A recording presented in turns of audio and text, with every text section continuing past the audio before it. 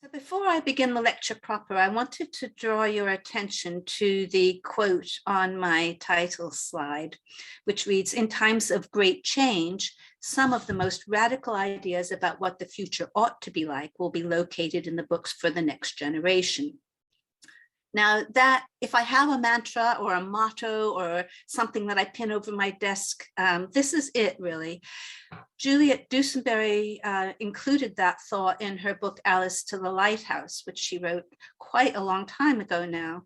But what she was exploring was the relationship between the ushering in of modernism, the most radical new way of thinking about art and literature and architecture, and indeed time, memory, many aspects of the modern world. She was thinking about how children's literature had played an important role in that movement because the generation, she says, that grew up to be modernists, people like Virginia Woolf and James Joyce, the surrealists, the Dadaists, these are all people who grew up in the wake of Lewis Carroll's Alice books and their imitators and successors. And she's saying that children's literature was the seedbed for modernist thinking because it taught people how to play with language, to think about where the edges of conscious thought are, and so on. And it was really holding that thought in my mind that I began to think about what radical children's literature is. So now I will begin. As Wall Street crashed and Hitler was ascending to power, the German-born Marxist philosopher, social commentator, and literary critic Walter Benjamin was writing plays and making radio broadcasts for children and young people. The audience he had in mind was those aged roughly from 7 to 14. Now, I don't have to tell you that these were extreme years generally, and particularly so in Germany, where the 1929 financial crisis almost immediately led to hyperinflation and widespread social unrest. Benjamin was not ignoring the situation by broadcasting to children. He believed that history showed such states of emergency, as he termed them, are often turning points in culture, and he hoped children and young people could help convert a crisis into an opportunity. If they were to do this, they needed to be educated, energized, and confident in their collective power, particularly in ways that differed from the messages and activities being organized for German youth by those who had assumed power. He saw radio and print as media that created a collective of listeners and readers, and endeavored to help educate German youth through 20-minute talks which spanned historical, cultural, technological, and literary topics. Significantly, Benjamin's audience was not meant simply to listen. He urged them to start the work of social transformation immediately in their own homes. For instance, in his talks known as the Berlin Toy Tours, he introduces a critique of market forces and exposes the seductions which feed the urge to consume and to possess goods for no reason other than spending money and owning them. He ends those talks, one of those talks, with the command, "Now go and explain this to your parents." So that begins the work of transformation in the home. This way of thinking about and addressing children and young people identifies Benjamin as a creator of radical children's literature, a body of writing which helps to promote new visions of society of benefit to all and encourages readers to prepare themselves to help bring it into being. Of course, change in itself isn't always beneficial, particularly for the marginalized, vulnerable, and voiceless. Benjamin was witnessing a great deal of change as he gave these talks, much of which was destructive to targeted groups in German society. So it is important to establish that in radical children's literature, the kind of change promoted is always socially progressive. To this end, radical writing has a clear set of characteristics and ambitions. It encourages progressive social change. It introduces new visions and ways of thinking about society, and it assumes the young are socially aware, competent, and interested in improving society. And that's really important here, that it has that vision of the young. It also attempts to give readers the skills, ideas, and information necessary to bring about change politically and aesthetically. It aims for a stable, fair, and equal society. It features all kinds of children, not just the white or male or European or able-bodied children who were typically the subjects of children's literature. And it values youthful opinion. In other words, radical children's literature sees both children and children's literature as replete with transformational potential. But how to activate this potential? Doing so is closely bound up with the way radical children's literature constructs and addresses readers.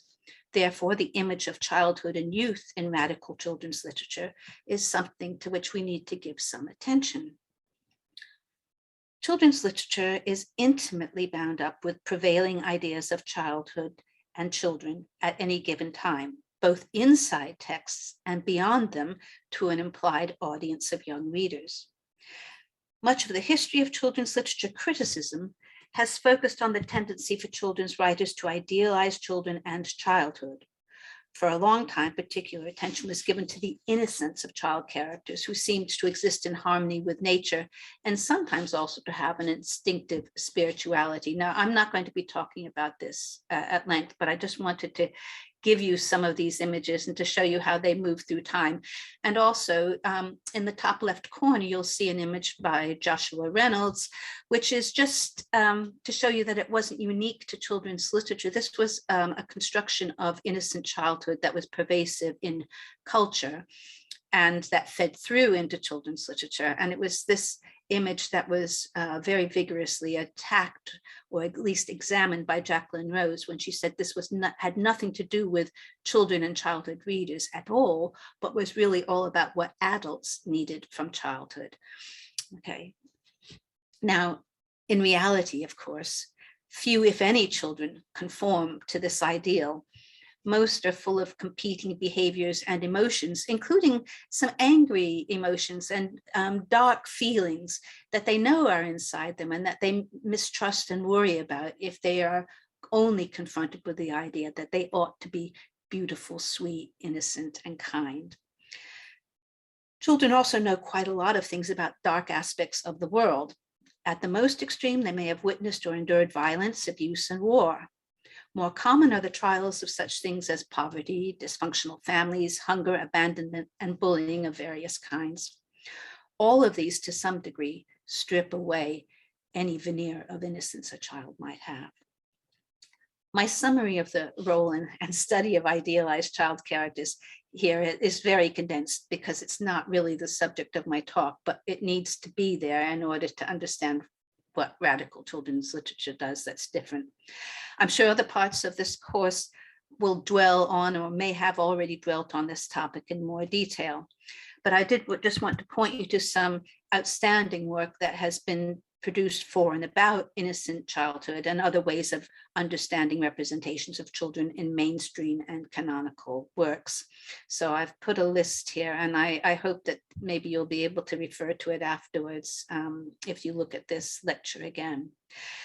There are certainly times when young readers want to withdraw from reality and immerse themselves instead in a fictional world that offers safety, comfort, escape, or adventure, as innocent childhood does. But this is not the impulse that drives radical children's literature, which means radical writing requires a different image of childhood and a different child addressee. This takes me back to Walter Benjamin. Benjamin was not the first to produce radical children's literature, but he's notable for the way he consciously reworked that dominant construction of literary childhood. His children's essays and plays address real, listening children living through fraught times and urge them to look at and question the workings of the world rather than simply to attempt to escape from it.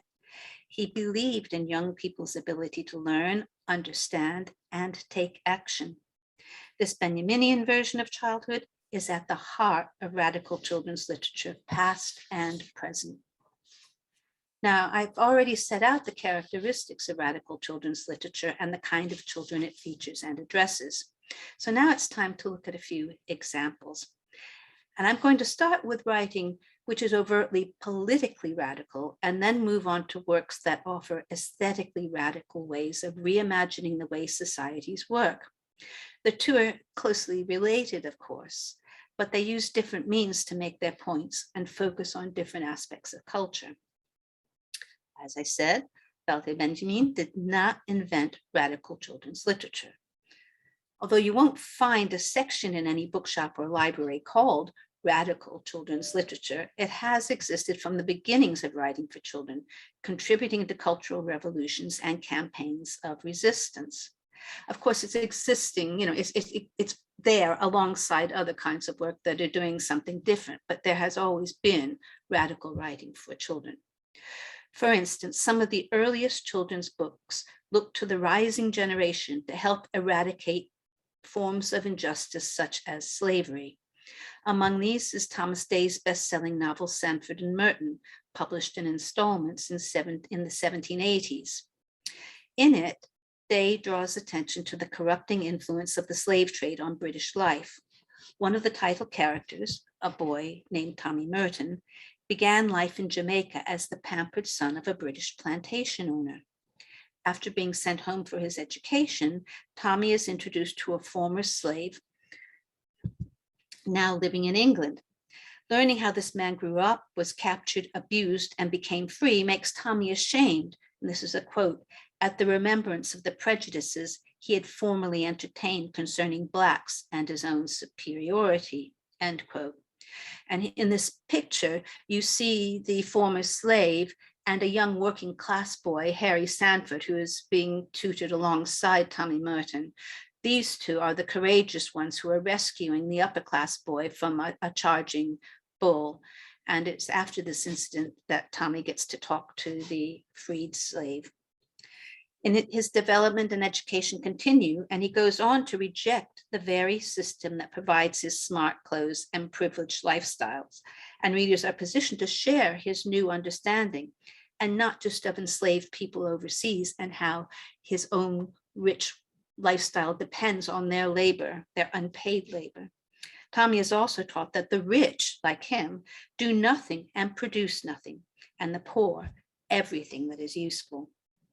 This critique of capitalism is very much in line with Walter Benjamin's teaching a century and a half later.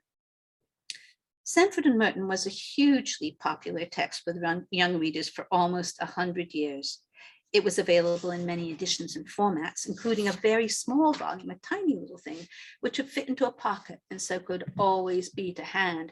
And that gives you an indication of how often people wanted to dip into it and how important it was to them individually.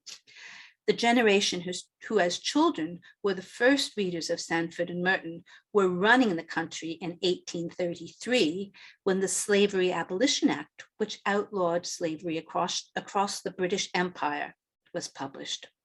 While it is impossible to claim that Day's book was directly responsible for the passing of the act, it will undoubtedly have influenced a great many readers and thus contributed to the cultural shift that allowed the act finally to pass. There were many attempts, but it was only belatedly that it passed. Radical children's writing has continued to fight racial prejudice and slavery of all kinds, including the more than 10 million children who are part of the modern slave trade. I'm not going to be talking about these books because there are other things that I want to talk about, but I just needed to include a representative sample to say we haven't left that concern behind. That battle isn't won. And children's literature continues to engage with the topic. Slavery is just one example of the kinds of injustices and iniquities that are tackled in radical writing for the young. Its brief is constantly to show how society could be made to work better, locally and globally. As well as opposing slavery, radical children's literature in Britain's past campaigned to stop children from being forced to clean chimneys and work long hours in factories. It also highlighted the degrading poverty and abuse suffered by many homeless children in Britain's cities. Three long-standing and related failings targeted in 20th century radical writing are fascism, war, and capitalist economics. That for its propensity to divide populations into those who have much and those who have little. Radical materials examining these issues were available to young readers of all ages and in all formats. So everything from the first books, picture books, through reading educational books and into longer novels and what we might even now call crossover fiction. So my next example is a picture book. This book, War in Dollyland, was published in 1916, so right in the middle of the First World War. It encouraged even very young children to question the wisdom of Britain's long-standing dependence on military might by showing how badly thought through most wars are and the suffering they bring to ordinary people, not least those who serve in the front line. Now, I couldn't reproduce the whole book for you, but I just wanted to give you a sense of what's so radical about this book. To begin with, you look at the cover, and it looks pretty much like a militaristic, perhaps a jingoistic book. There's Britannia on the top, British soldiers at the bottom, a kind of fortified wall, very traditional looking. And you can imagine many parents buying it in the spirit of war fever to take home to their children in support of the war. But when they got it home and looked at it, they might have found that it was a rather different book than they expected. In it, toys are used to explain how wasteful and dangerous and degrading war is. And I think the use of toys has several really effective functions. One of them, of course, is to suggest that those who orchestrate wars, the armaments manufacturers, the governments, the generals, are treating war like a game, that they don't see the significance because they are detached from it, only profiting from it in some way or another. Toys, of course, also bring it straight into the nursery. And we have to remember that many of those fighting in the First World War were barely grown up themselves. They'd only just left the schoolroom. So they would have played with toy soldiers themselves. And I think finally, you can also see here that it doesn't spare readers. You can see broken bodies and killed horses and so on, the damage that's done on the battlefield. It would have been too gruesome to do that in real illustrations or with actual bodies, I think. So toys sanitize it a little bit, but allow a great deal to be said between the lines. Another image from this, which I think is very important, is this a soldier in front of a firing squad. Now, in the story, this soldier he was captured as a spy, but there were a great many firing squads that were aimed, the subjects of them were deserters, as they were called, often young men suffering from shell shock, who ran away from the fighting and were terrified. And so again, you see that these often very young men who were not long out of the nursery themselves were having to shoot other young men like themselves. And I don't think that lesson would have been lost on some readers. Again, we can see the carnage. You see random limbs here in the hospital scene. And finally, where the soldiers, when they get home, are commemorated or celebrated with a medal and a statue in the village square and so on. But the book makes it clear and says actually quite explicitly that these are very inadequate tokens for all the suffering and loss and pain that was endured both at home and on the front line in a time of war. So as you can see, it's very far from a propagandistic mainstream book. It's a radical book that's arguing against war and against those who see war as the solution to economic or power problems in the world. Older readers as well were shown the consequences of war, but in more realistic works. But these often took the form of newspapers, pamphlets, and photojournalism, such as 20 years after. Now, this refers to 20 years after the First World War. You can see it came out in 1937. 20,000 copies of this photo essay against war and fascism were sold, and it was endorsed by the International Peace Congress of 1937, held in Sheffield, and at which the majority of the delegates were youth. Sheffield's in the north of England, if you don't know where it is. The pamphlet uses a combination of images and statistics to highlight the kind of social and economic conditions that stimulate an appetite for war. These are things like unemployment, social divisions, exploitation, nationalism, and armament sales. And I'm afraid all of these sound horribly familiar yet again. At the same time, the pamphlet argues that those on the margins of society, including the young, who often have very little opportunity to speak out in public forums, are those who are most likely to find themselves on the front line. But these are the people who it shows them have least reason to serve. So, for instance, running along the photograph that you see on the top left of a homeless young man sleeping on the embankment in London are the questions: fight for your country? What country has he? Most items in 20 Years After concentrate on explaining to the young why they are the targets of war propaganda and why they should resist it. A typical example is a feature on youth crime that provides statistics about the rise in juvenile crime and links it to unemployment. Unemployment was often a key factor in motivating enlistment. If you had nothing else to do, you would go to the army because at least you'd get regular meals and some money that you could send home to your family. The piece predicts that by the time they are adults, 500,000 of the current generation of children and young people will be unemployed.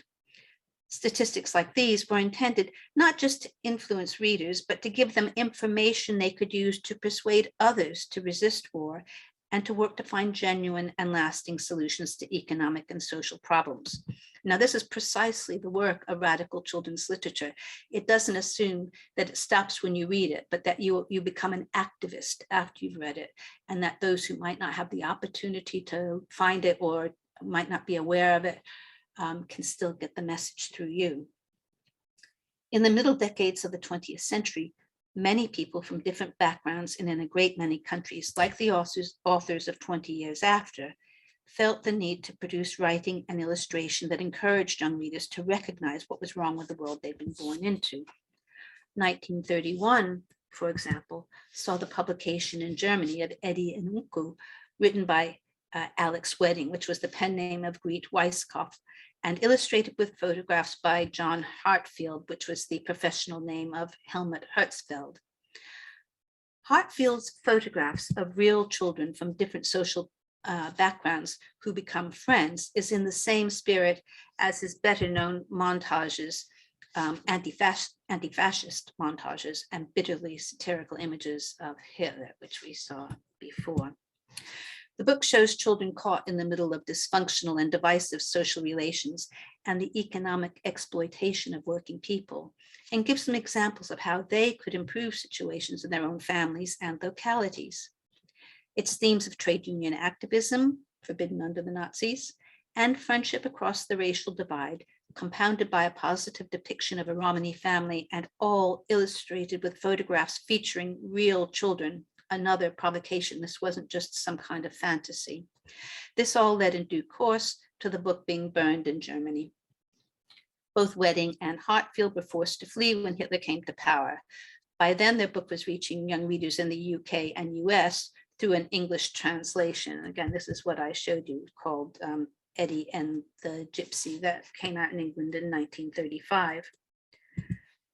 The fact that it was an English translation was not unusual. In the first half of the last century, many of the same radical children's publications were available in different languages and countries. Many of these came from or were about the then new USSR. A popular book about the Soviet Union was Palaces on Monday by the American writer Marjorie Fisher. Palaces on Monday was published in 1937, a time when many people believed the tremendous Soviet experiment following on from the 1917 revolution offered a much needed and exciting model for a new way to organize society. The American reporter Lincoln Steffens famously summed it up when he said, after visiting the Soviet Union, "I've seen the future and it works." Fisher's book captures this spirit. It tells the story of some British and American children who arrive in the USSR where their parents are working, and they find life there much more exciting and rewarding than it had been in the Depression-era West. The American children make friends with an English girl whose parents are also working in the USSR. As they leave England, the children sing "London Bridge is falling down, falling down, falling down," suggesting that the old world is in a state of collapse and that they're moving to the brave new world. In the Soviet Union, they travel down the Volga to Moscow, by train to Gorky, then on to Stalingrad and beyond. During this time, they grow in many ways and find themselves able to help out in a variety of situations. By the end, the message is clear. These children who have traveled from countries where they had little hope of fulfilling their respective ambitions are now in a place where they are viewed as valuable and given opportunities to use their talents. The American boy sums it up when he exclaims, "I'm everything. I'm a Ford fixer and a whistleblower and a boy and an engineer. I'm anything I want to be." In the book's idealized account of the Soviet system, the children have become happy, independent, and forward-looking, precisely the goals of radical children's literature. By 1942, when my next example, Russian Families, was published, the Soviets were facing many uncomfortable realities. Nonetheless, Pearl Binder, who both wrote and illustrated the book, was impressed by the USSR's stated aims of equality across ages, sexes, social backgrounds, and ethnicities. And again, these remain the concerns of radical writing today. So she is also writing radical children's literature. The first chapter of this book uses a baby to represent the hopes for how things would evolve in the USSR. The infant blends several nationalities, pure Uzbek on his mother's side, Russian with some Volga German and a touch of Napoleonic French on his father's. In appearance, his hair was yellow as butter, silky straight and cut in a tight fringe over his broad, benign forehead. His skin was tawny gold like his mother's, but with rosy cheeks like a European child. His eyes were quite black with smoothly hidden Asiatic lids. His lips were full, opulently curved, disclosing several strong white teeth. The boy is offered as proof that erasing diversity and discrimination will lead to a healthy, attractive international citizenship. This small sample of radical children's literature from the first half of the 20th century gives a good sense of how, at a time when print was the dominant medium for reaching out to the young, radical children's literature was inspiring readers to understand the way the world was organized was not inevitable, and that they could help change it, that they were destined to help change it in this kind of construction of the child of the future. While it is impossible to show cause and effect when it comes to reading radical children's literature, there is good evidence that these books and other publications had an impact. For instance, when I was researching my book Left Out, which is about radical writing of this period, I interviewed a number of people who grew up reading radical children's literature precisely because I wanted to find out if they felt that what they had read had influenced the kinds of people they became. Several of these figures are now well-known public personalities on the liberal left of British politics. These are journalists, broadcasters, comedians, writers, and so on. Now, I also read memoirs and biographies of others who I couldn't interview or who are no longer alive, not all of them from the UK, but who were reading British writing. It became clear that for many, the radical works they read in childhood were still vividly remembered and regarded as influential in shaping who they had become, giving them their values and mentally establishing the furniture of their mind. Let me give you just a couple of examples to show you what I mean. The Australian cultural historian Sheila Fitzpatrick is convinced that reading Palaces on Monday, when she was growing up in Melbourne in the 1940s and 50s, changed her life. It made her think what fun people seemed to have there in the USSR, how totally unlike anything in Melbourne, that they should have a collective expectation of a better future. Now today, Fitzpatrick is a world authority on the history, people, and culture of the Soviet Union, and though her professional insights have seriously revised that first flattering picture, her interest in the project has never waned. Another person I interviewed was the former UK children's laureate, Michael Rosen, who was so passionate about the radical children's literature he read as a child. And I should tell you, he collects it. He has almost a library full of shelves, all dedicated to the radical books that he read as a child. Anyway, he was so passionate that he joined me and another reader I interviewed called Jane Rosen from the Imperial War Museum. The two are not related, even though they're both called Rosen. And we edited together a book called Reading and Rebellion, which is an anthology of radical works that we all admire, but that are no longer in print. In Reading and Rebellion, Michael describes the centrality of radical children's literature in the childhoods of those who grew up in left-wing and progressive homes. And as in this quote you can see here, he tells of sharing books, discussing books on hikes, arguing over books with both adults and children, going to see radical plays, singing radical songs, and constantly interpreting the world through the lens of radical writing. This was the kind of lifeblood, the intellectual and emotional lifeblood of children growing up in left-wing households. For me, the most vivid example of the impact of radical children's literature came in the form of an email letter written in response to Left Out and Reading and Rebellion. It came from a man named Chris Kaufman, who recognized himself as a reader of what he now calls radical children's literature. And he wrote to explain how he was affected by books, including by Jeffrey Treece's Bows Against the Barons, written in 1934. Treece's book is a retelling of the Robin Hood story in which Robin heads a group who analyze the world in accordance with Marxist theories and have a revolution to win. Kaufman's email reads, quote, "I was blown away by the book. Aged 12 in late 1950s London, I found Bows Against the Barons at home. Already his parents had read it themselves as children. My parents were communists and didn't have much time for the ruling class. We lived in a council estate, but the real estates were the palatial houses nearby whose owners thought our estate lowered the tone of the area. I imagined I was Dickon." This is the boy who's from whom we see the Robin Hood story. "I imagined I was Dickon following Alan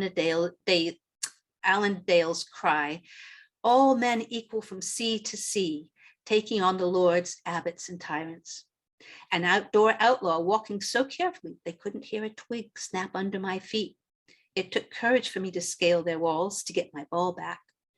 In later life as a union official of T&G Unite, that is the largest union in the UK, I found myself representing the forestry workers from Sherwood." Robin Hood, of course, lives in Sherwood Forest. "When I negotiated with the Forestry Commission for a pay rise, I imagined the skinflints on the other side of the table were put there by the Sheriff of Nottingham." As with all those I interviewed, this message illustrates the effects of radical children's literature on at least some of its readers.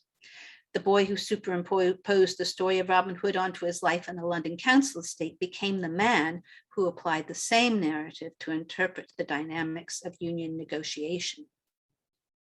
Now, so far, I've concentrated on works that focus on political, social, and economic change, but radical children's literature has always been interested in every facet of society, from the sciences through exploration of the planet and space to the built environment and fine arts.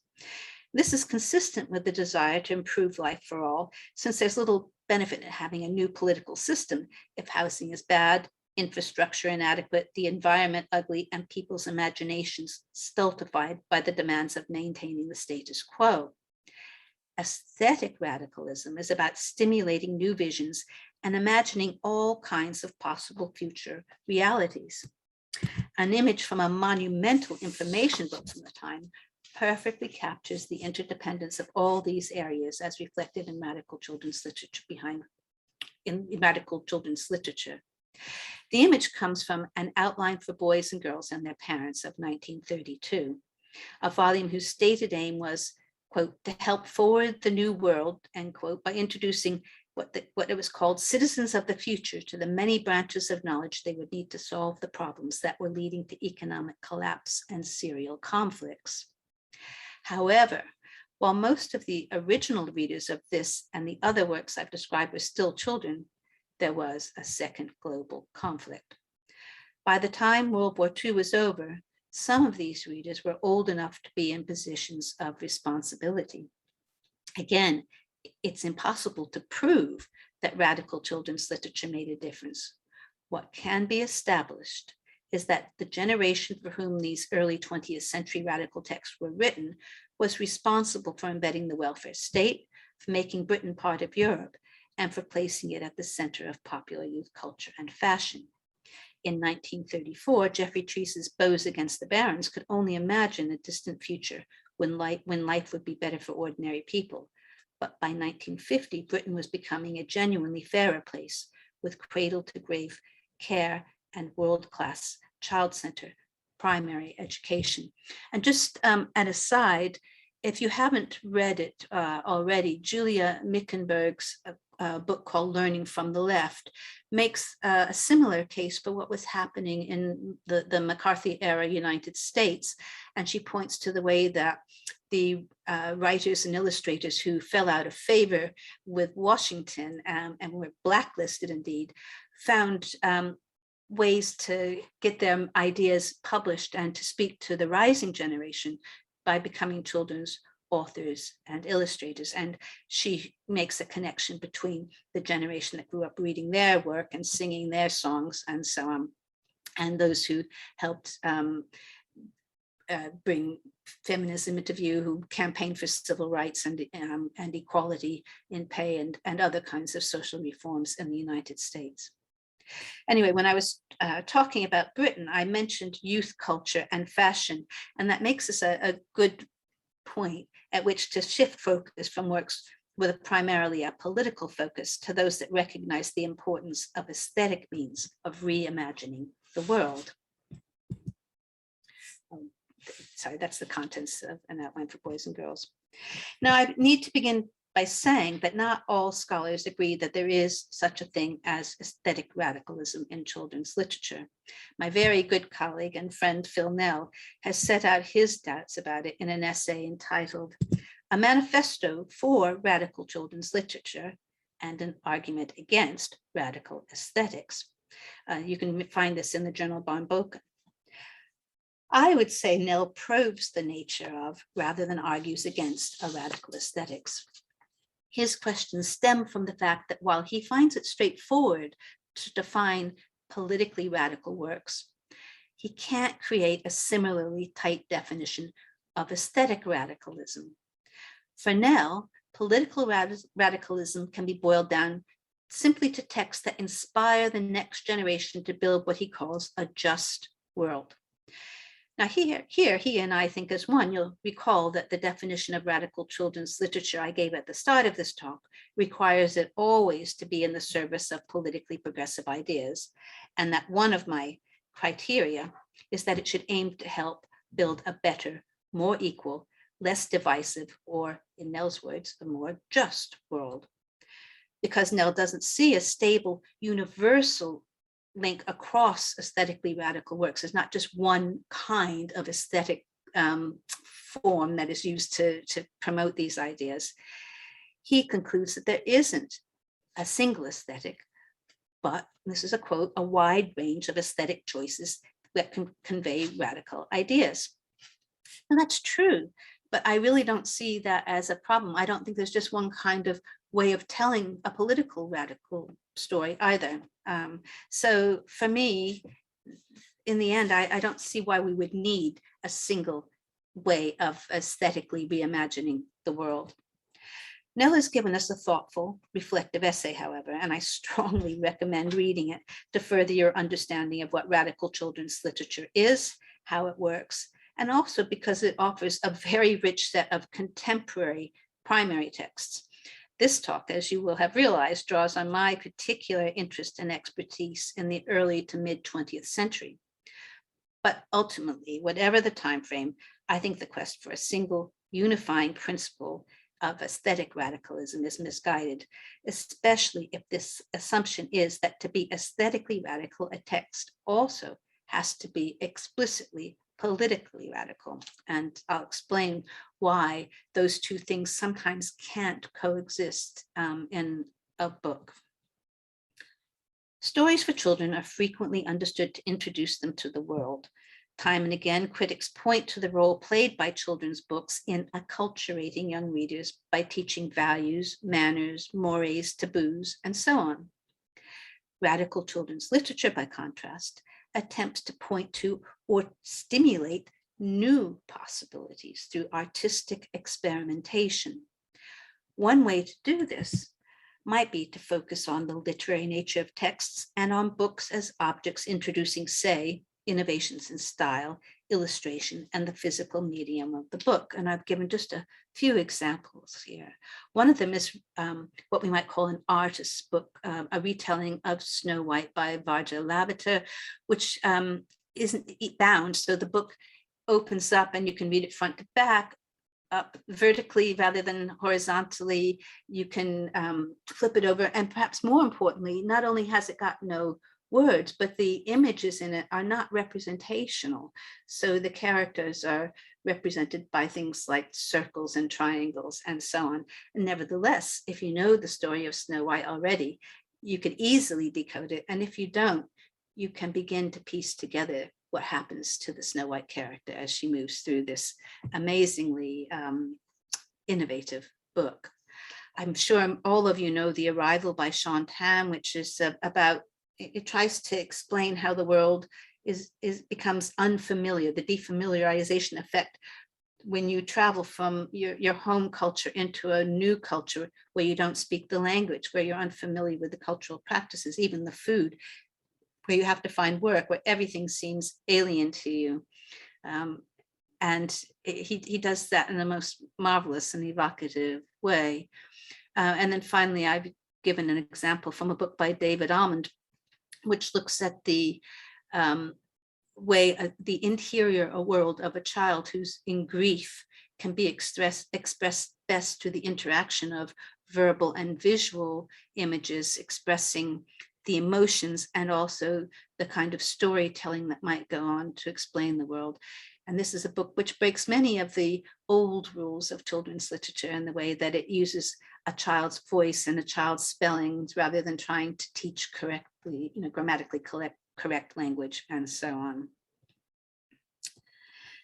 Showing readers that a story, even when bound in a book, does not have to proceed in a linear way, that multiple times and experiences can occupy the same spaces, that in some instances, stylized images can convey information as effectively as a cluster of words, that words and images, and remember, these words and images are products of writers' and artists' imaginations, and imagination is absolutely critical to aesthetic radicalism. But that words and images can transform reality. All of these free readers from conventional thinking about how to tell stories and the elements that comprise a book. Stepping away from the conventions associated with one medium clears the way for looking afresh at others and at issues more generally. Similarly, recognizing the creative power of imagination validates the impulses to play and imagine that are both characteristic of childhood and necessary for radical change. And I think it's important to stress that, because so often as we move through life, we leave play behind us or begin to feel it's inappropriate. But if you lose playfulness, you lose imagination, you can't really reconceptualize the world. Now, I agree with Phil Nell that there are many forms, formats, genres, and media that make use of aesthetic radicalism. Both Left Out and Reading in Rebellion look at art, architecture, information books, songs, drama, newspapers, magazines, comics, and a range of performances, including in theaters and on the street. With the exception of newspapers, aesthetic radicalism could be found in all of these forms. And if the books I worked on had moved into the 21st century, if I'd expanded my remit, digital media would also have met my criteria, at least some of it would, for radical children's literature. Usually, however, and this again runs against Nell's quest for a unified radical aesthetic that matches political radicalism, I find that the more radical politics are in any single piece of work, the less radical the aesthetics are likely to be. So let me say that again. If a book is extremely politically radical or intellectually radical in a way that depends on ideas expressed through language, then the telling, the way it's told, the structure of sentences, the sequencing, there won't be a lot of disjointed writing or abstraction. The illustrations are likely to be less challenging, more figurative, and so on.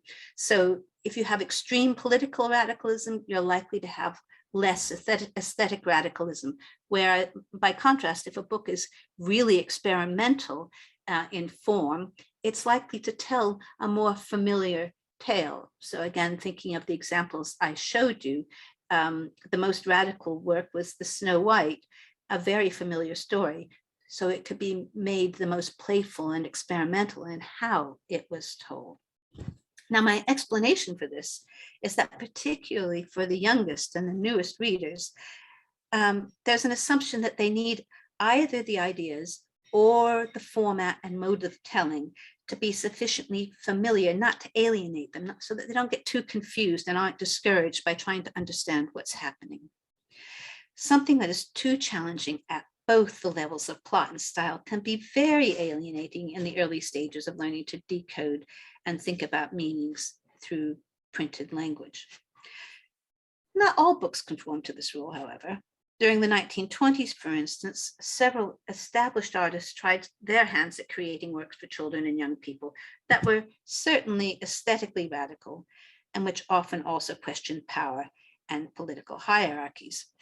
In Left Out, for instance, I discuss examples of avant-garde, which by definition I think means aesthetically radical, children's books, such as the ones that I've got up here. And I'm not going to discuss them now. I do that in the book if you want to read more.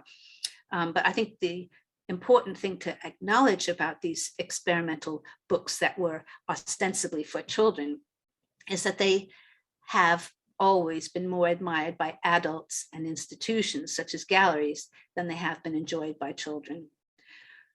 More usual on the aesthetic radicalism front are books that modify aesthetic radicalism in order to promote a politically radical message. So they're not quite so extremely radical. This doesn't mean that there is no aesthetic radicalism, but that the message, but that the radicalism is put in the service of a challenging message. Currently, I'm developing this idea in relation to a specific genre, the circus story. For instance, I show how since the middle decades of the last century, children's writers and illustrators, like adult artists and writers, have used the circus setting as a metaphor that allows them to celebrate freedom of thought, movement, and interaction between social groups. Because, of course, circuses are very polyglot and international, and they mingle different kinds of bodies and so on. The message is radical, but the circus is a familiar setting in literature, even more than life, and it affords ample opportunities for entertainment as well as thought. So it kind of mediates the radicalism and makes it feel familiar, even if it's challenging new ways of, if it's offering new ways of thinking about the world and visualizing it. The kind of freedom associated with circus stories is politically radical at times and in places where these abilities are denied and threatened, the ability to move freely and to interact socially. The richness of the metaphor arises from the fact that circuses have always been ethnically, socially, and sexually diverse. They are also free from geographical boundaries and indeed most other boundaries, since their acts combine categories such as animal and human, the beautiful and the grotesque, the whimsical and the parodic. Perhaps most important in terms of aesthetic radicalism, circuses offer constantly shifting perspectives and registers from above and below. The contorted body shapes made by acrobats and aerialists are a form of abstraction, while the transitions from acts featuring spangled, gravity-defying aerialists to the nonsense acts of clowns create a surreal, dreamlike quality to the circus experience. These qualities have been adapted for juvenile audiences for more than a century. The circus story has a very long radical tradition. I'll just give you two examples now, but I can give you more in conversation or point you to other sources later. My first example is The Three Fat Men, which came out of Russia about 10 years after the revolution, and it's critiquing the kind of rulers, the greedy fat rulers who wanted to take everything from the people before the revolution. And what you find in it is that the heroes, the people who helped bring revolution into being, are all associated with the circus. And here you see a tightrope walker walking across a public square and helping to mobilize the population. Performance, and I have one more example. This is also Russian because it was a very startling example again. But what you see here is the way that the circus, if you look at the poster, it says, "For the first time in Russia, we present with great pleasure this famed circus." And then it begins to tell you who's there. And it mentions Jacko, the famous clown, who's just arrived in town all the way from Paris. And then you have somebody else from another part of the world. Inside, you have a green woman who represents somebody from Brazil, married to somebody who is a Soviet clown, and so on. So you're getting this mingling of categories, and also a great celebration of internationalism and even aesthetic radicalism in style, in the sense that this has moved away from traditional fairground style graphics into something which is much more modern, with lots of white space and a sharper typography and so on. Performance theorists suggest that because circuses provoke audiences to ask, how do they do that? They have the opposite effect of mass rallies and populist discourses. While superficially presenting as pure entertainment, circus stories are one form where political and aesthetic radicalism can readily be fused. Probably the most famous example of this fusion is the 1941 Disney animated cartoon Dumbo, which began life, in fact, as an experiment in book form called a roller book. In this, the readers were able to make characters move in a very limited way by turning a knob to advance the pictures. Of interest for our purposes is the way the modernist edge to the film's artwork allows it subtly to comment on the alienation of workers and the loss of identity in modernity. Notable among these are the edgily impressionistic depictions of the roustabouts who set up the big top in a storm. You see that top left there. They're faceless, their bodies are they're given shape, they're humanoid, but they are not in any sense portraits of individuals. They are just presented as workers, which is how they were perceived. And you also see, perhaps even more clearly, crowds fleeing as the huge tent collapses when Dumbo knocks over the pyramid of pachyderms, and these crowds are not rendered again as individuals, but just as masses, blobs, blue blobs running away from the tent. Expressionistically colored scenery conveys mood, while Freudian inflected experimental sequences such as Pink Elephants on Parade bring in other avant-garde interests around subjectivity, interiority, and the psyche. The most pointed aspect of its political radicalism focuses on racist policies in the United States at the time. This occurs in the section where Dumbo and Timothy meet Jim Crow and his gang. The name Jim Crow refers to the laws that enforced segregation in the US right up to the 1960s. Significantly, the Crows dress and have the mannerisms of scat or jazz musicians, and jazz clubs were places where whites and blacks often mixed. Dumbo and Timothy also mixed with the Crows in defiance of the segregational agenda, and it is the Crows who are smart enough to enable Dumbo to fly and become a hero. So altogether, there's a plethora of politically and aesthetically radical elements in Dumbo. Because my expertise is in the early 20th century, I've drawn most of my examples from that period. But although in the immediate post-war period, the new construction of childhood had emphasized the rights of children to have trouble-free childhood suppressed radical writing to some extent. And we could talk about that perhaps in the question time, how in the kind of 1950s and 60s, children's right to a childhood, as it was being described, meant that they were being segregated from the world of activism.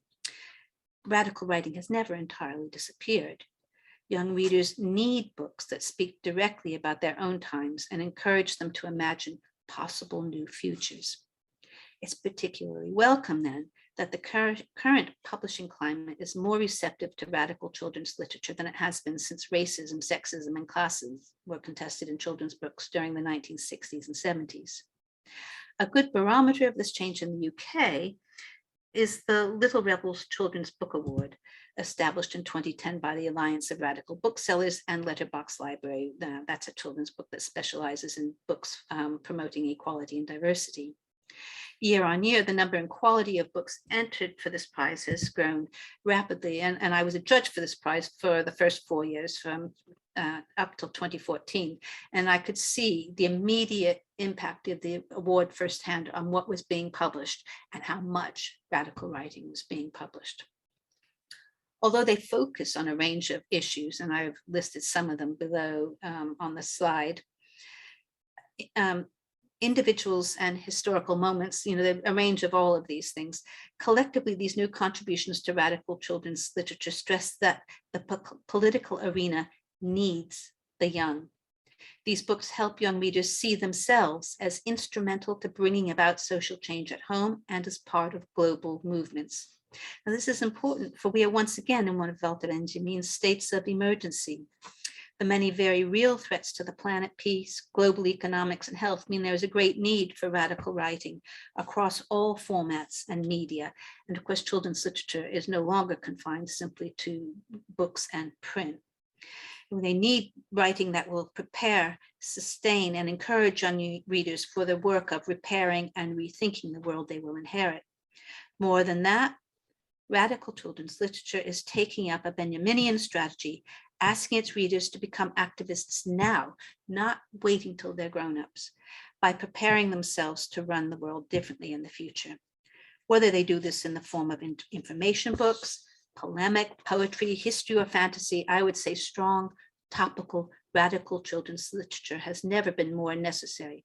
For coming back to Dusenberry, in times of great change, and we're certainly in one of those, some of the most radical ideas about what the future ought to be like will be located in the books for the next generation.